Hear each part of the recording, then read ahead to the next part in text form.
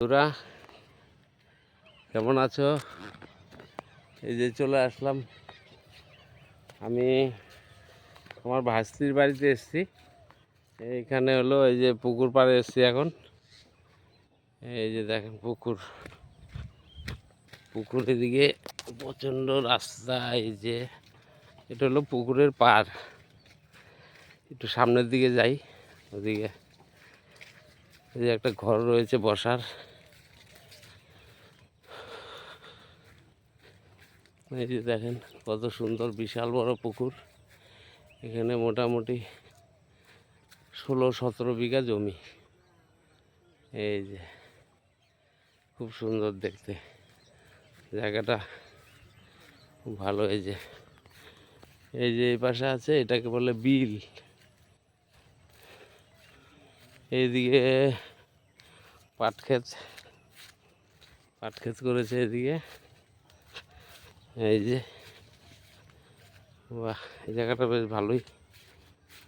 এই যে খুব সুন্দর ছাওয়া।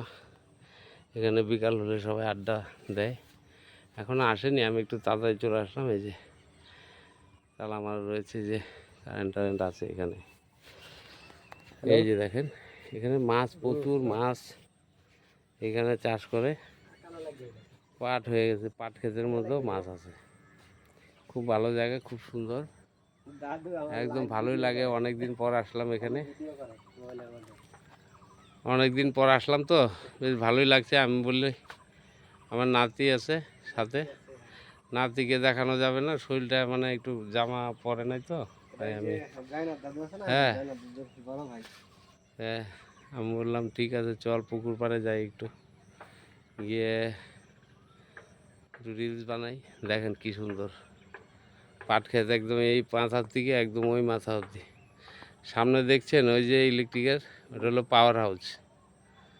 এই পাশ থেকে পরিষ্কার বোঝা যায় না। এই পাওয়ার হাউসের সামনে দিয়ে রাস্তা গেল দেবেনবাবু চৌপতি। ওটা কামাখাগুড়ি থেকে দেবেনবাবু চৌপতি যায়। ওই যে পাওয়ার হাউসের সামনে দিয়ে রাস্তা আছে একটা, এটা পুকুরের ওই পার দিয়ে। বেশ সুন্দর, খুব ভালো জায়গাটা। এই যে দেখেন খুব সুন্দর। হ্যাঁ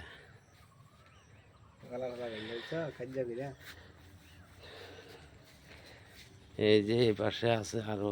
এই যে দেখেন এই দিক দিয়ে বিশাল বড়, আর বড় বড় মাছ আছে। এখন দেখাতে পারতেছি না, মাছ দেখলে সকালে আসতে হবে, সকালবেলা মর্নিংয়ে।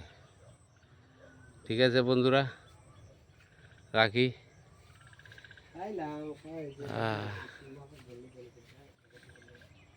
ভালো ভালো ভিডিও তো বানাতে পারি না, ঠিক আছে।